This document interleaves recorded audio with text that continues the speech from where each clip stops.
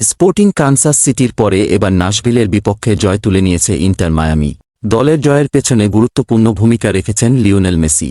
বিশ্বকাপজয়ী তারকার জোড়া গোলে সহজ জয় তুলে নিয়েছে দলটি। রোববার ভোর 5:30টায় MLS-এর ম্যাচে মাঠে নামে ইন্টার মায়ামি ও নাশভিল। ম্যাচটিতে 3-1 গোলে জয় পায় মেসির দল মায়ামি, যেখানে তার জোড়া গোলের পাশাপাশি একটি গোল করেন সার্জিও বুস্কেটস। এই ম্যাচের শুরুতে অবশ্য বড় ধাক্কা খেতে হয়েছে মায়ামিকে। দলটির ডিফেন্ডার ফ্রাঞ্চো নেগ্রির আত্মঘাতী গোলে এগিয়ে যায় নাশভিল। অবশ্য মেসির জাদুতে সমতায় ফিরতে বেশি সময় নেয়নি মায়ামি। খেলার 11 মিনিটে লুইস সুয়ারেজের দুর্দান্ত এক গোলের মাধ্যমে আর্জেন্টাইন তারকা ব্যবধান সমান করেন। প্রথমার্ধেই মায়ামি লিড গোলের দেখা পেয়ে যায়।